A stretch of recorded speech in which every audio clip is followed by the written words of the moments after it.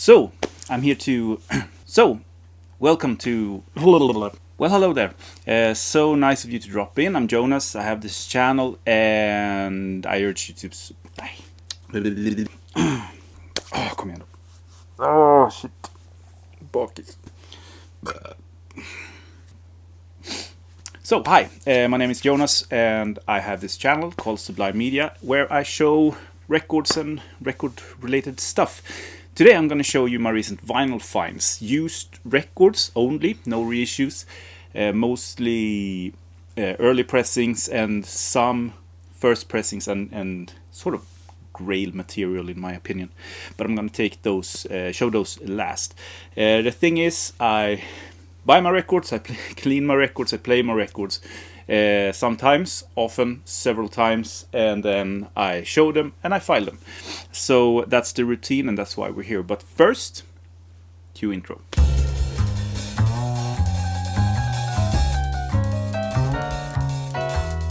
So let's start with a banger of a record. In my opinion, this is such an underrated record, and it's still cheap. Get this before people discover it. This is Jeff Baker's Loner on BASF. I don't know how to pronounce that really. It was only released once, 1973, in Germany. But I'm guessing that these guys who did this, it's two guys, that they were American. But I might be mistaken now.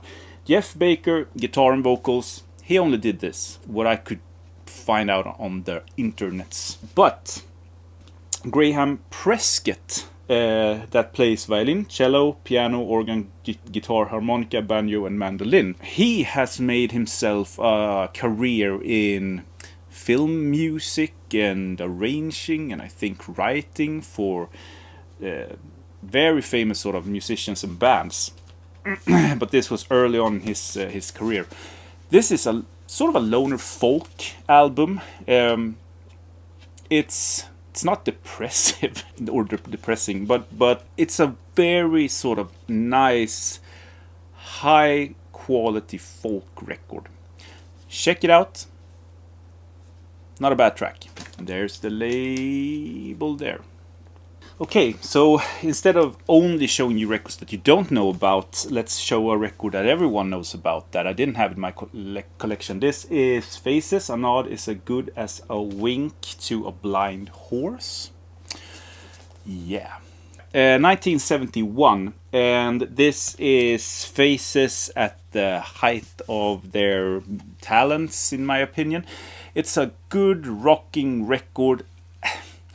I'm not like, this is mentioned when we talk about the best rock records ever recorded. I'm not willing to state that, but it's a very good record. I mean, Stay With Me, the I guess most known hit song, is great. I mean, Rod Stewart is doing his thing on the vocals.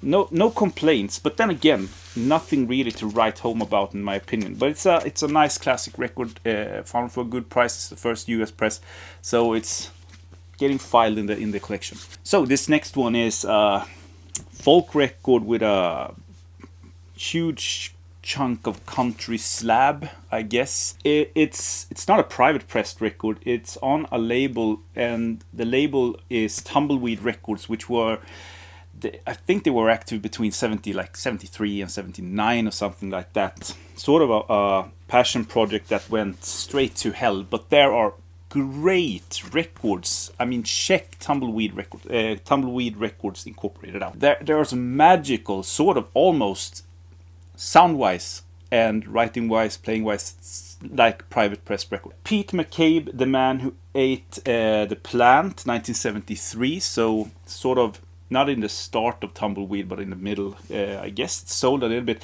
It's a great album. Super good. It's still very affordable. So check it out. I mean, you have session musicians on here, so they didn't sort of cheap out. You have Jim Keltner on drums, for example. Does a great job, but I mean, the star here is definitely Pete McCabe. It's arranged and conducted also with string arrangements by Jimmy Haskell, which worked on so many projects and so many sort of bands and constellations.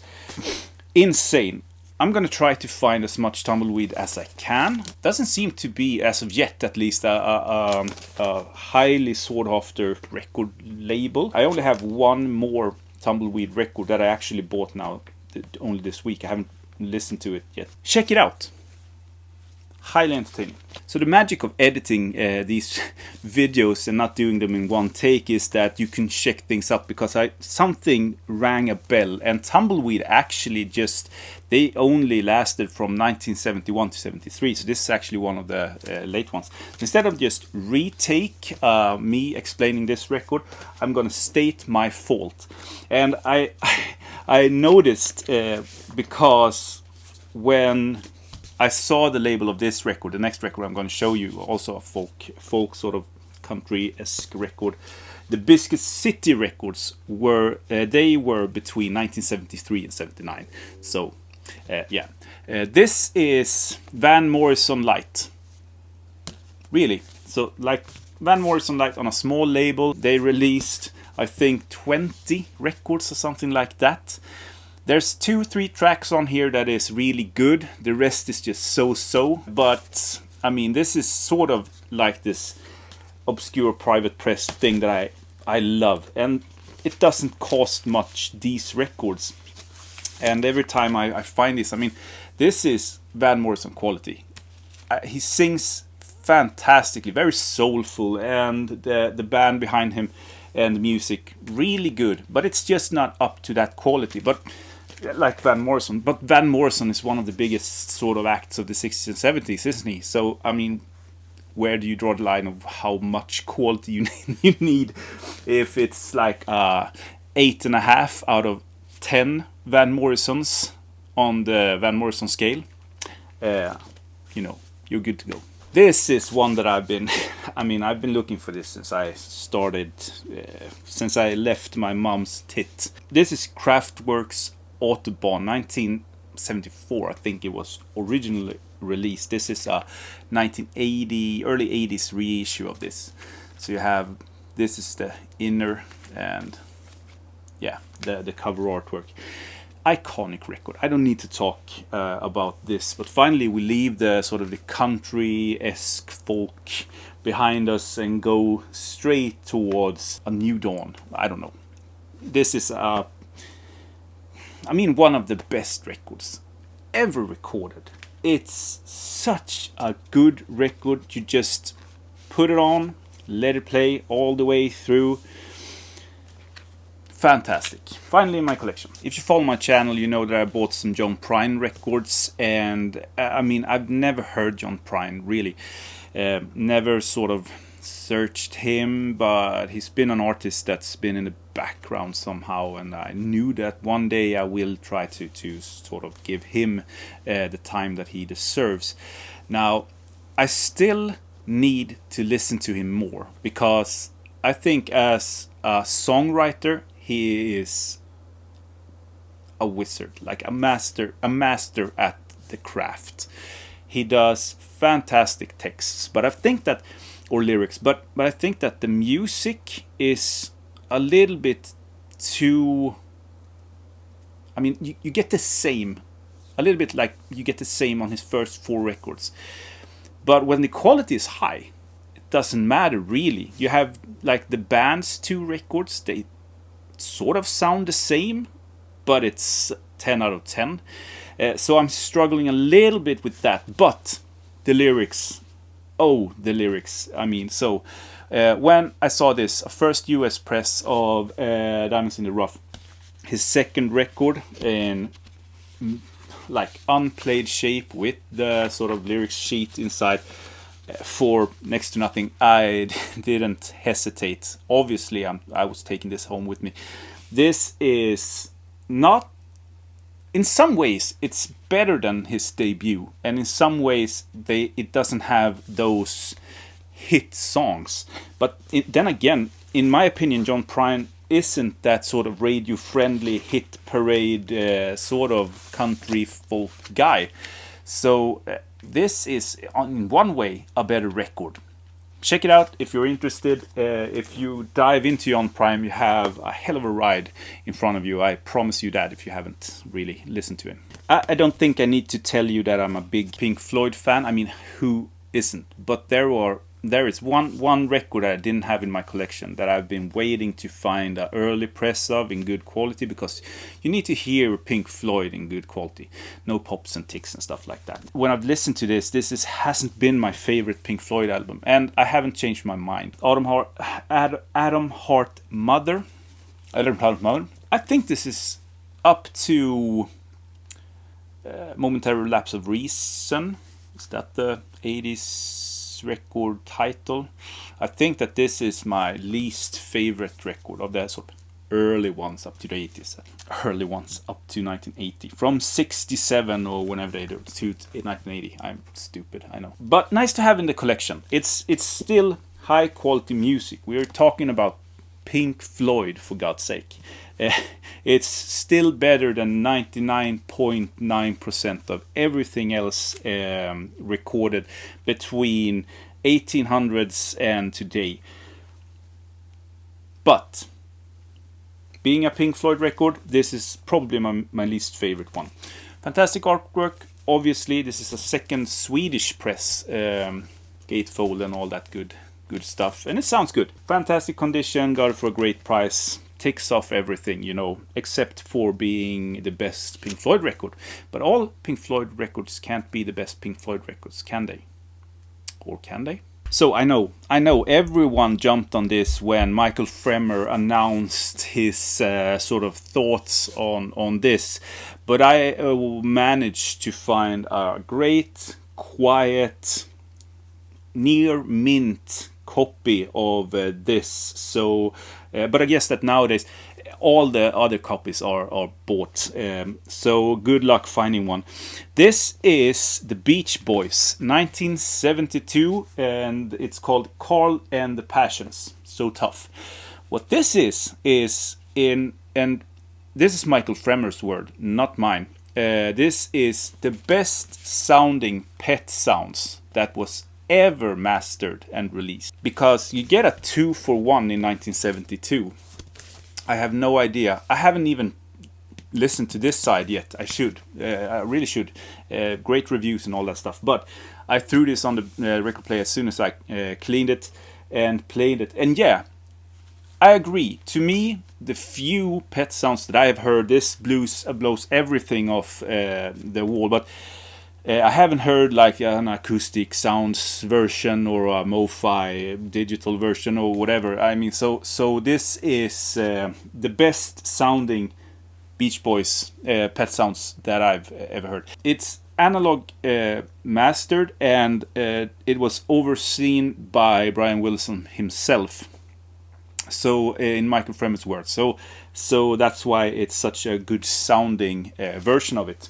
So you get 2 records for one. This has a medium value of 20 euro online. I think I paid like 12 or something like that, because no one knows about this. It's when I've shown it to people, they have been like blown away.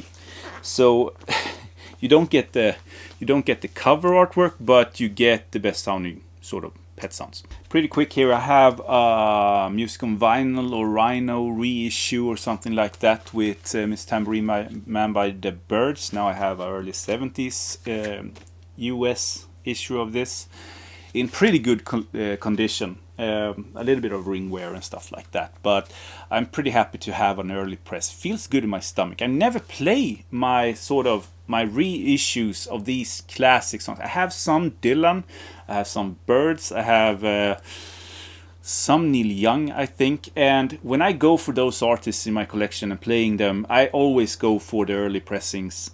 I seldom play my reissues of those, because I've listened to this music so many times.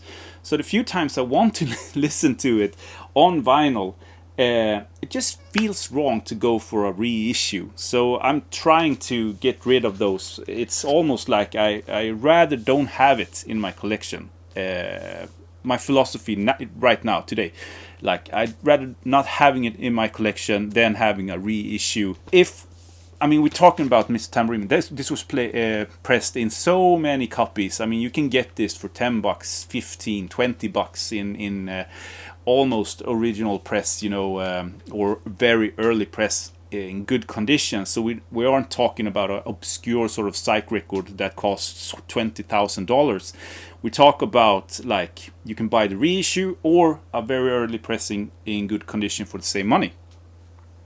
So, but you have to wait. You can't go online and just purchase it from Amazon. You have to do the research and go online to Discogs, finding a good seller for that doesn't ask for too much shipping, and you know the struggle, but it's worth it, and it's part of the hobby also, isn't it? Okay, now we get into a little bit of a heavier, sort of a cooler turf, in my opinion. This is one that I've had on my want list for long. It's not super rare, but the Meters Fire on the Bayou, and it's actually, when I logged this on Discogs and started to read up about it, it was categorized as Bayou funk. Never heard that genre before. Maybe it's only this one that has. I've had the Meters' first record from 1969 in my want list forever, but I've never seen or found a good copy of it. But this was also there. 1975. Yeah, 5. US first press. Unfortunately, it was the previous owner has taped it, but it almost makes somewhat of a frame. I don't know. I'm just like, I have to convince myself that this is okay because this is mine now, and I paid money for it. The Meters, great funk.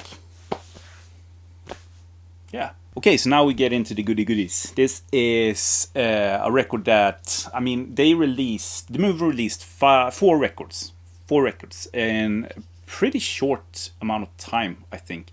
The first Move record I have, and I really enjoyed that. So I've had the other 3 in my sort of want list, and this popped up for a very good price. And I didn't hesitate, I bought it. And just like my other, the first record, this is the Scandinavian sort of press on Polydor. So both are Scandinavian pressings.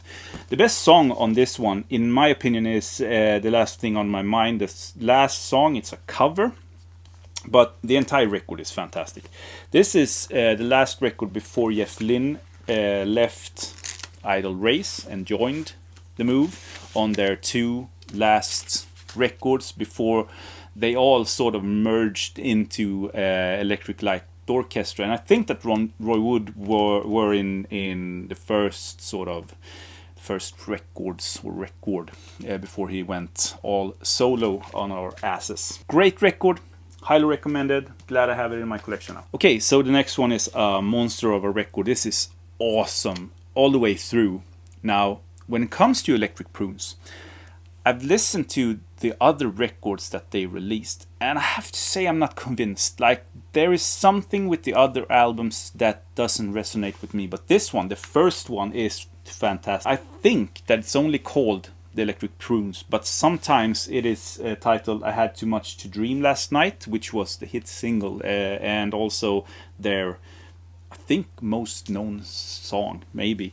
1967, this is a German press. First German press. And I got this online. I was super stoked. Like, I found it, I read the text, everything about it looked good, and he wanted 18 euros for this. So I was super stoked. It came home, and it looks like it's been ran over by a bus. Both cover and record. So I contacted him right away before I even cleaned the record, because I didn't think there was any sort of use of doing that, and he said that it plays good. So I cleaned it, put it on the turntable, and even if it's like it's been dragged after a bus, it sounds great. Like, I don't know how deep these grooves are, but there are a little bit of tick and pop, but it's very sort of in some places, like. And the cover artwork doesn't even hold together, so I can't take this out of the sleeve because it's gonna fall apart. So I actually kept it for 18 euro. I kept it. Sounds great. Maybe I'll find another copy later down the line. I mean, it's an iconic record, super good garage psych, and not super common to see. So yeah, in the shelves it will go. This next one is sort of an oddity. This is the first US press of Bobby Charles' self-titled record from 1972. This is great on so many levels and for so many reasons. I think that when you talk about this record, you talk about the other musicians around it, because you have almost the entire the band on here. I think it's just Robbie Robertson that isn't on it. The rest of the band is on here, but you also have other fantastic musicians from that sort of, I guess, that time period, and also that sort of music circuit. Great record, sound quality wise, awesome. It reminds me a little bit of a band where you have that sort of folky, Americana, country-esque, soulful music. I don't know if that even makes sense, but they are all excellent. And Jesus Saves Me, which is the fourth, I think the fourth on song on the first side, Save Me Jesus, yeah, is one of the best tunes in my opinion. So check this out. It's a killer record, and not so common when it comes to the first press, but it's been reissued many times. Glad to add that to the collection. Okay, 2 more to go, then I'm gonna release you from this hell that is me talking about records. I think that I'm just mumbling today. Feels like that anyway. Okay, moving on. This is one that I actually had. Didn't really sort of, but because this is a rare and expensive record, I think I traded it in the big sort of trade that I did for the Will Malone record, but I've regretted it ever since. I've listened to it online. It's a great record. The few songs that is online. Anyway, so 1976, this is a Swedish prog masterpiece called Sånger by Thomas Meragarts. Thomas Meragarts were in all those great prog bands and constellations and guests on different sort of records, but mostly known by being the drummer in Trägräs och Stenar, International Harvester, and Pass on Sound. This has the who's who from 1976, Torbjörn Abeli, Bengt Berger, Torsten Eckerman, Roland Kaiser, fantastic tenor saxophone, Jakob Sjöholm, Thomas Lundqvist, Anita Livstrand, yeah, on Silence Records. So there's the label there. Really cool. And Silence, this classic. And this also comes with the original inner sleeve, which I didn't have on my first copy of this, and definitely not the 4-page lyric sheet, which I've never seen in a original press, the only press. So yeah, super stoked to have this in my collection now. Sånger by Thomas Meragarts. Okay, so this is the last one, then I'll let you go. I'm going to tell you a little bit of a story, because I have a local shop here, and we don't have many shops. It's like 30 minutes from my house to go there, or 40 maybe. So it's kind of local. As local as it gets here on the countryside in south of Sweden. Anyway, it's not a shop. It's a guy who have started to sell records from his summer cottage. He only sells at the door, so he's not sending anything. I think that the first time I was there was 2 years ago, maybe, something like that. And I saw this record for €150. And I hesitated a lot, because if I were to buy it, to afford it, I had to in that case sort of trade in records for it, the deal.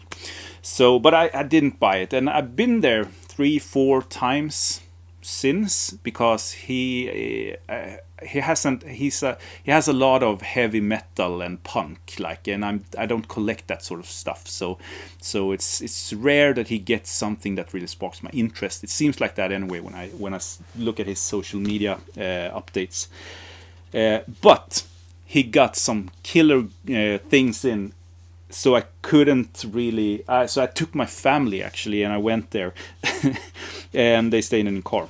Another story.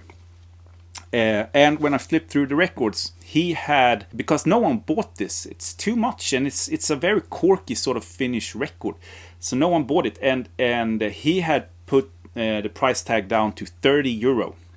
And with all the records that I bought, I think I paid like 20, maybe €20 for this. And it's a first press of Tabula Rasa, the Finnish progressive band from 1975, on the lovely Love Records, famous Finnish progressive and jazz record label. Comes with the original inner sleeve, which is also really nice. And the music is, I don't know, it's heavy. It's not symphonic like most from 1975. It's much more heavy, but they sing in Finnish, and I think that that's what scares people. When you sample this, when you listen to it, it scares people off, I think. But this is, I play this and I think of it like a concept album almost, because I don't know what they sing about, but it doesn't matter because I just listen to the voice as a sort of a instrument. And I mean, you have to do that when it comes to these sort of international prog records. I do it all the time. I mean, in German krautrock records in German, you have Italian prog and so forth. And I think that the Finnish sort of, I mean, this is inspired, I guess, by both the Finnish jazz, Finnish folk, and the progressive side and heavy sort of rock. The Finnish language is beautiful combined with this music. So, yeah, I'm super happy to finally add it. I was blown away when I saw the price tag, and I knew that I wanted this for so long, but it was too much and stuff like that. I mean, and I think that he has had through the years, like, put it down to from 150 to 120 to 90 to 50. I mean, and now he was down at 30, and and I would probably have bought it when it was on like 90 or 70 or something like that. So yeah. Tabula Rasa. So that's it. Man, this is a long one. I hope you enjoyed that. If you have any questions, please just put it down below and I'll answer them as soon as I can. Talk to you in my next video. Have a great day, everyone. Bye.